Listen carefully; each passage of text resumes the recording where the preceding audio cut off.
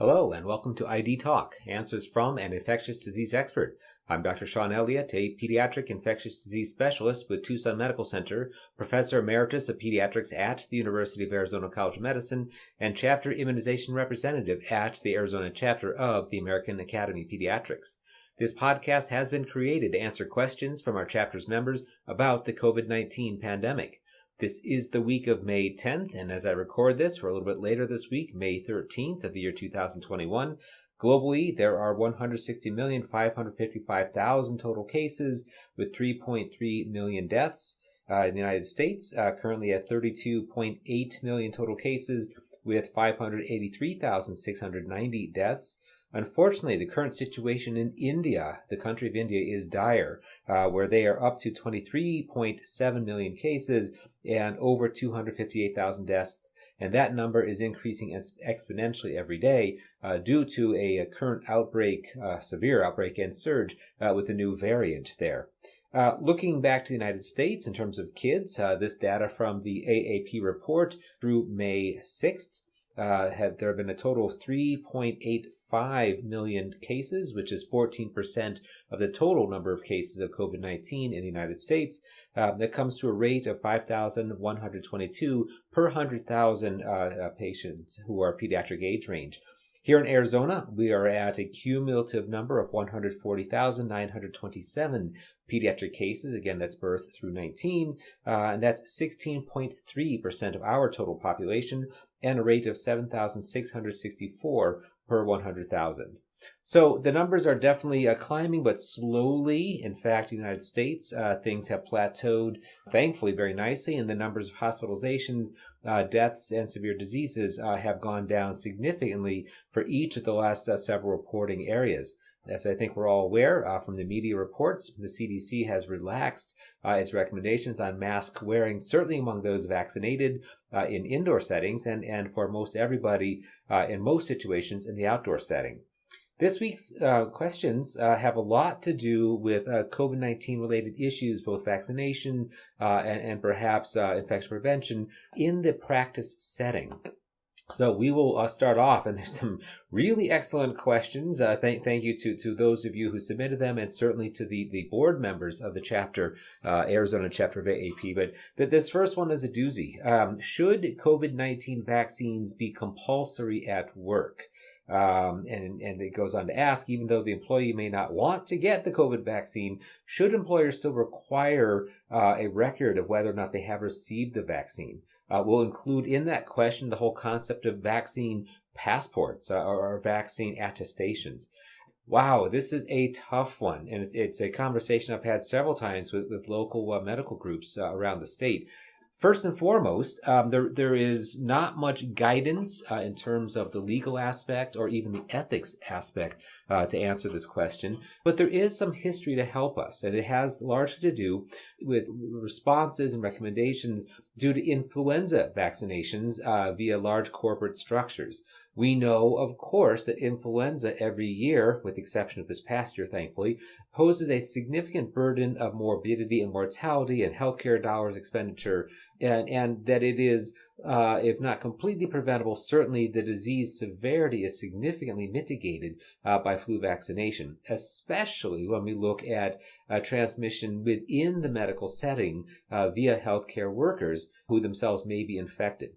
The data is so strong that influenza vaccination can prevent, and at the very least, significantly downward mitigate risk of death or acquisition of hospital-based influenza, that many hospitals and certainly many large corporate entities around the country have moved to mandatory influenza vaccinations for their personnel, their staff, their nursing staff, their physician staff, etc., and having very strict requirements for any personal exemptions. And those individuals who do somehow get an exemption must wear a mask at all times in patient care areas during the flu season, if you will.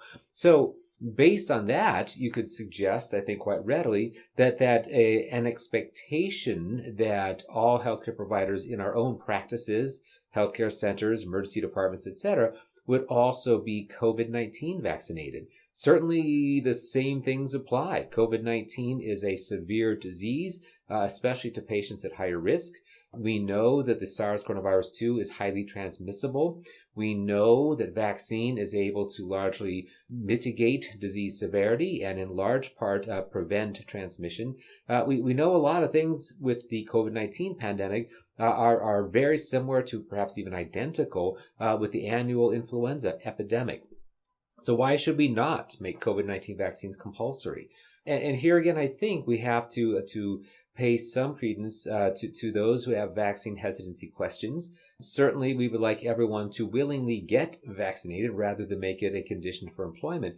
But when you get right down to it, this is about patient safety, and it is about demonstrating through our actions that we support preventative health efforts just as strongly for infection prevention as we do for smoking prevention and atherosclerotic heart disease, or going specifically to pediatrics to prevent traumatic brain injury by the steps we take for student athletics. So my personal opinion, and this is not in any way to represent the Arizona chapter or the AAP, is that a expectation of employment to be COVID-19 vaccinated is reasonable, with all of the allowable personal exemptions and the need to wear masks. That, I think, is actually easier than the can I require you to show me a COVID-19 vaccination passport or proof of vaccination. And that definitely crosses into, I think, challenging ethics in terms of private health information and personal autonomy. So that one I'm going to leave for the lawyers and the ethicists to tease out. But I do think that we will see this tested, certainly, and discussed absolutely in the coming weeks as we move into, I hope, a preventative effort rather than the surge response that we've all been dealing with for the last year plus in the pandemic. What considerations? Here's the next question. What considerations should an employer take when accounting for possible effects of the vaccine after an employee gets vaccinated, i.e., especially after the second dose, if they're getting a 2-dose series of a messenger RNA vaccine, Pfizer or Moderna? Do they automatically get time off? How do we handle that? And I think it's important to note that not all individuals have had the same degree of severity of reactions after their first or second dose. Certainly, as a personal recipient of the Moderna vaccine during the Moderna trials, I was knocked out for 24 hours after my second dose. There was no going to work. Thankfully, it was a weekend, but there was no going to work for me that day. Yet others have had a second dose and had minimal reactions, certainly none of the significant myalgias, malaise, nausea, etc., and so forth. So I think it needs to be left open, realizing that a staff person after their vaccine dose may indeed have vaccine reaction, and they should be certainly allowed to take a personal day, a health day, if they're feeling unable to come to work. I guess this goes without saying, so I'll say it anyway. They certainly are in no way contagious after getting the vaccine. And so any symptoms which are vaccine related should not be cause for concern for being contagious within the healthcare setting. This is simply are they well enough to perform their stated duties? And is it reasonable, if they're not, to ask them to or allow them to take some time off? So, going then back into vaccine hesitancy, the question is, what are some strategies to help discuss the COVID-19 vaccine with hesitant employees? Are there examples of institutions that have been successful? This question is fabulous. It certainly captures the national and I guess even the international dialogue, which is occurring even today, and especially today as we celebrate the approval of an emergency use authorization for the Pfizer vaccine in ages 12 years of age and up, specifically 12 through 15, because that vaccine already was authorized by EUA for 16 and up. So if we haven't already, we are about to encounter questions from vaccine-hesitant parents about their children, and certainly we're going to encounter those for our own healthcare colleagues, nursing staff, physical staff, you name it. So how does one approach the hesitant employee? Well, if you're listening to this, chances are pretty good that you are a healthcare provider in some way for pediatrics, and chances are probably uniformly excellent that you have some experience in handling vaccine hesitancy questions for other types of vaccines. Same principles apply. And I don't think there's any true magic to this. My personal approach, and I've had more than a couple of these conversations, is to first be very open and understanding and listening to the source of the concern. In my experience, again, this is relatively recent, just since the start of vaccine delivery, there are several major categories of vaccine hesitancy. The first is the pseudoscience, the somehow accepting as a firm belief set, the crazy reported associations with vaccine. For example, being vaccinated or being near a recent vaccinee causes sterility or decreased spermatogenesis, or we've all heard the military tracking probes in the third arms and middle eyes and that sort of thing. Of course, in the office room only, we would choose to laugh about these. But there are those individuals who have seized on to that belief set, and there's research and science behind even that. Why do they believe the impossible? The thought is that many times they're seizing onto that because it is special knowledge they feel they may have, and they have control over the message, versus the scary thought of maybe not knowing the answer to everything. And that is an understandable human approach to the unknown and the scary, i.e. the COVID-19 pandemic and this newer vaccine which they're being asked to receive. So my response to that is to test gently the depth of their convictions in that belief. To try and understand from whence they got it, and then to provide in a reasonable, open, transparent way, and I'm not talking magic here, but just, the truth. And sometimes, as healthcare providers, we may carry more, and we have earned more trust from our patients and their families than perhaps we might even believe ourselves.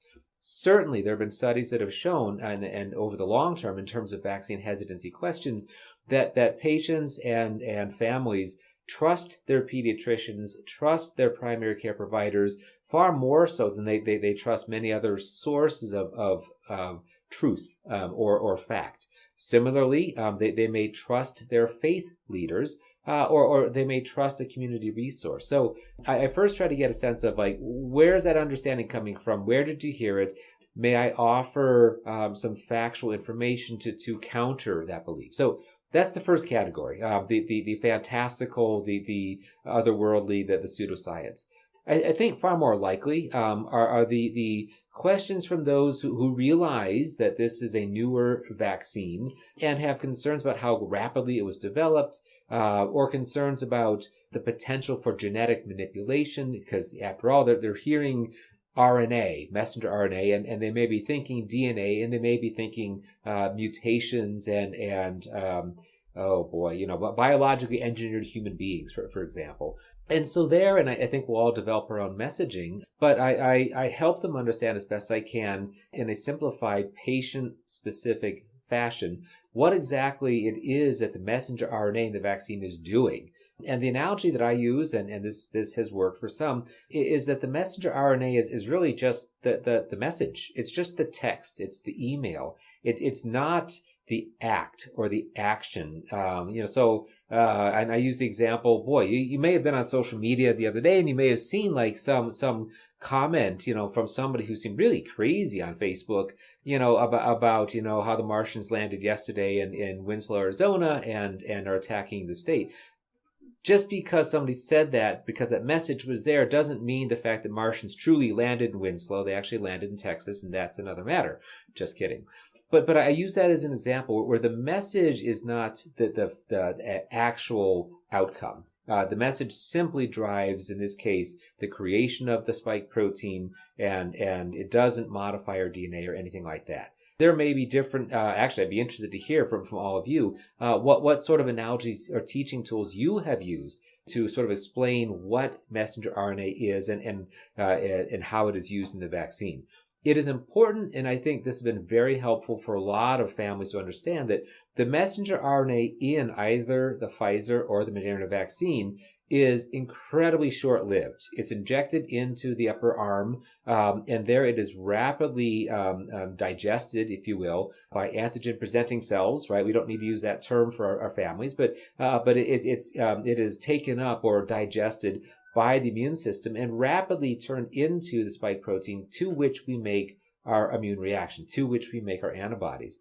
The point being that there is no free messenger RNA floating around that muscle or floating around the bloodstream. And in fact, it has been shown quite definitively that after the injection, any detectable messenger RNA material is gone within, an hour or several hours tops. So there is minimal potential for the vaccine, in fact, zero potential for the vaccine to even create solubilized messenger RNA, which might go to other parts of the body and create a vaccine mutation or a reaction. So that is another source of information.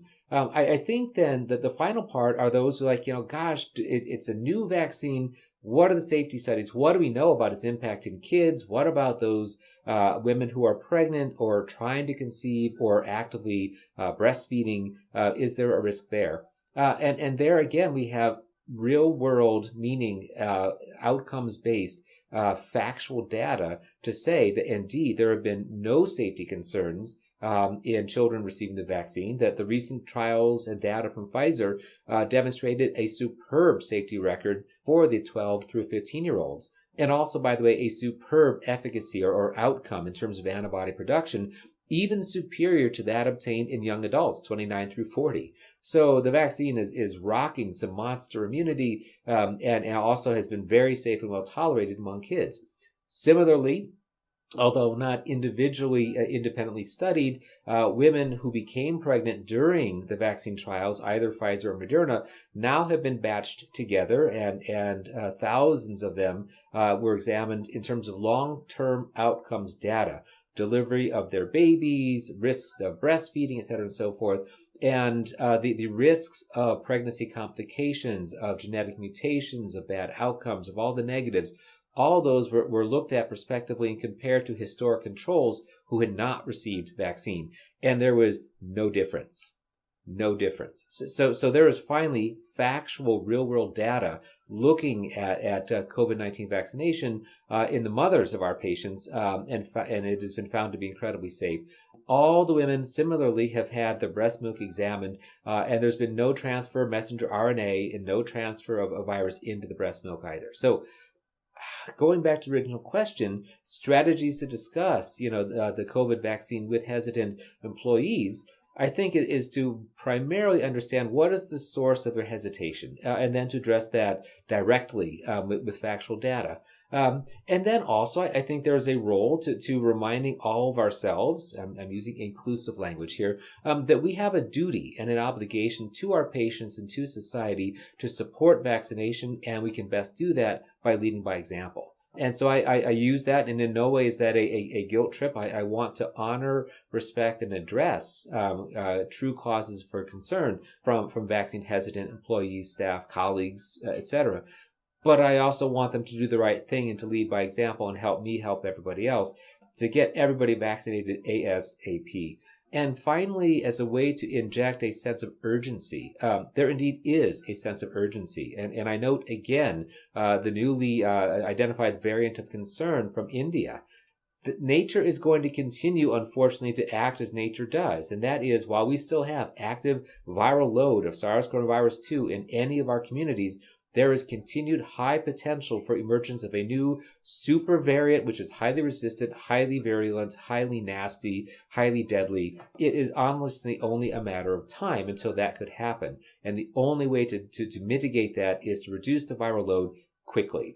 Thank heavens we have vaccine indication for the next high-risk age group, i.e. 12 through 15. I know we're all eagerly anticipating further vaccine safety and efficacy data in all three vaccines, Moderna, Pfizer, and Johnson & Johnson, down to age 6 months. It is realistic, and in fact, it is now being held likely that by July we'll have safety data for ages 5 and up, and by September, safety data for 6 months of age and up. So the sooner we can get everyone vaccinated, leading by example, including our healthcare colleagues, the sooner we can reduce the risk of a super variant and a new complete and horrible onslaught of terrible disease. And if you need any proof of how that is happening, simply look at India. Okay, next question. As a related one, where should we send our employees for more information on COVID-19 vaccination? Certainly, they're welcome to listen to this podcast. As a reliable source of information, I think we can all turn to and send our colleagues and employees to the CDC website, cdc.gov/. Similarly, the Arizona Department of Health Services maintains a well-informed and accurate collection of data on its website. And also the chapter, Arizona chapter of the AAP, has an incredibly strong collection of data on its website. So, rather than sending them to Doc Google, and even if they do, they'll still encounter CDC and NIH and FDA. And I think the national scientific societies and then the AAP and its affiliates are all quite reasonable sources for information on the COVID-19 vaccine.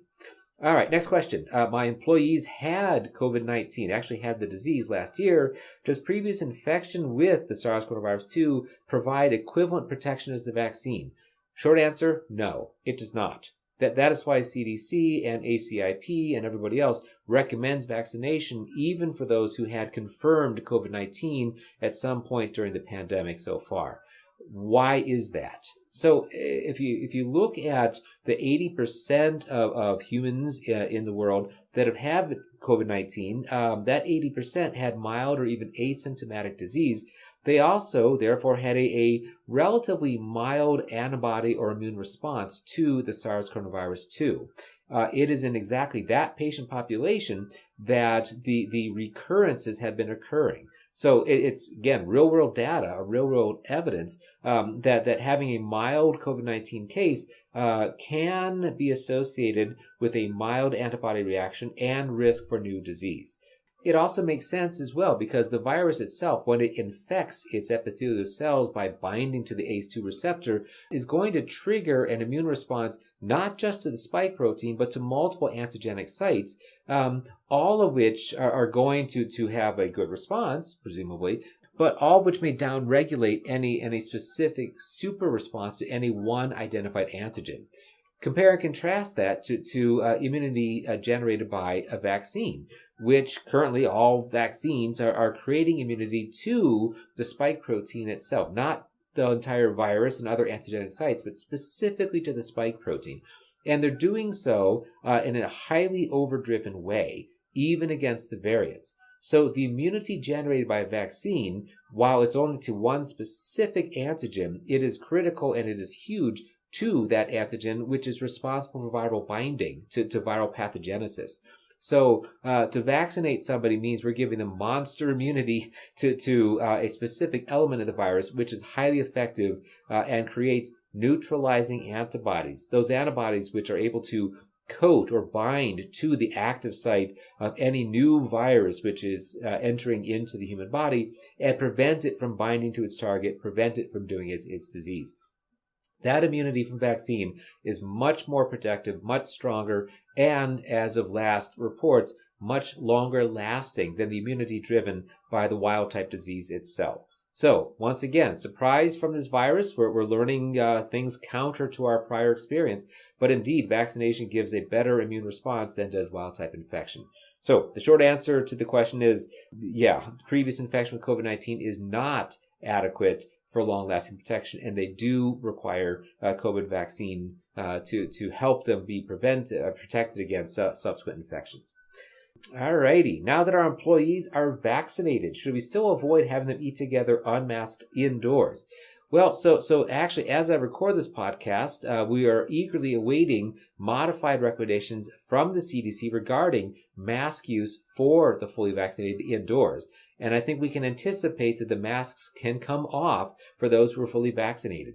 Certainly, it's already been suggested that small gatherings indoors of fully vaccinated individuals is safe and does not increase any risk, and that has been the practice, I think, for many of us. So especially in the lunchroom or a collection of staff workers, faculty, physicians, nurses, you name it, in a practice, the lunchroom is actually an ideal spot for the masks to come off if we're vaccinated. because A, we're already a small gathering, B, we're already sort of exposed to each other, and C, that the vaccines are strongly mitigating any risk of transmission, certainly to others who are themselves are already vaccinated. So I imagine by the time this podcast makes it out onto the airwaves, we'll actually have seen something in the media, but I anticipate that we'll get further release from the CDC to take the masks off indoors if we're fully vaccinated. Then the last two questions are about sort of vaccine types and boosters. So now that there is wide availability of all COVID vaccine types, is there a type that is preferable for healthcare workers? The short answer is no. I think most of us so far have already been immunized with the messenger RNA vaccines.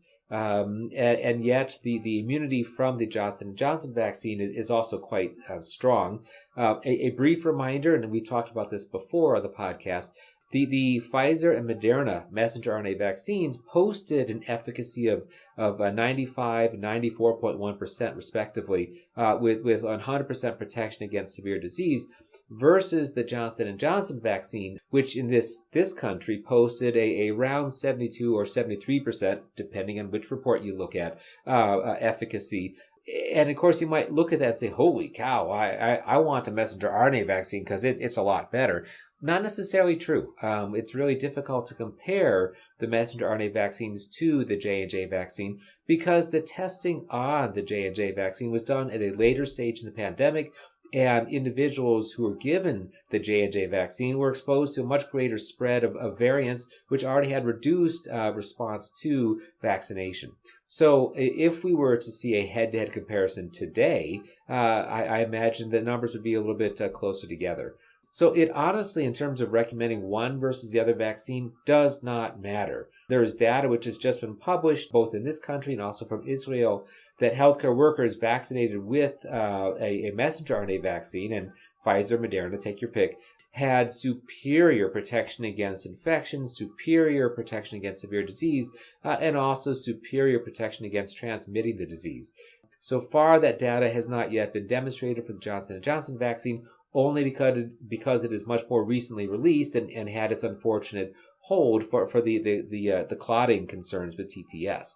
So I guess my overall answer to this would be get the vaccine that's most convenient. And if you have some extra doses of J&J vaccines and it's a single shot, do it. Go for it. It's going to be safe and well tolerated, just like either of the messenger RNA vaccines.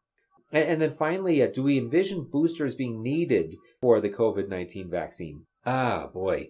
I think if you look at the potential impact of a booster dose on the efficacy against the variants. So what we're really looking at is not the initial wild type disease, but now that we're seeing the predominant strain in the United States is the B.1.1.7 from the United Kingdom, which does have reduced efficacy, reduced response to the vaccine. It's still protective, but there has definitely been proven benefit from a third dose or a booster dose with either of the messenger RNA vaccines against the variants currently circulating in this country. Is it necessary at this point? No, it is not. All three vaccines have demonstrated sufficient efficacy even against the variants to provide lasting protection so far as we know, and again, the studies are still young, but so far as we know, to the point where booster is not necessary.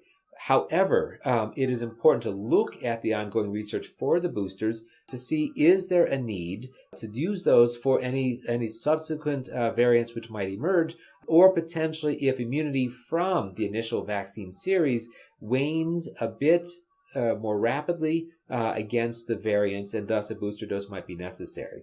So personally, do I envision that we will need boosters? Yes, I do. Similar to, and that this example has been used as well in the past, similar to getting the annual influenza vaccine, I have a sense that for at least the next several years, we may be considering booster vaccine doses for all of us who are already fully vaccinated, simply as a way to maintain immunity and to do the best thing possible to limit any further viral load and any future viral spread. So, short answer, yes. Long answer, yes. Okay. So that is it for the questions. Thank you, as always, for listening to ID Talk. Arizona AAP members can submit questions for future episodes to covid@azaap.org. For more information and resources related to COVID-19 in Arizona, or to learn how to become a member, please visit us at AzAAP.org. Meanwhile, thank you again for all that you do. Hang in there, everybody. I'm hoping the end is much closer in sight than it was even several weeks ago. We're getting there. Vaccinate, vaccinate, vaccinate. Thanks, y'all.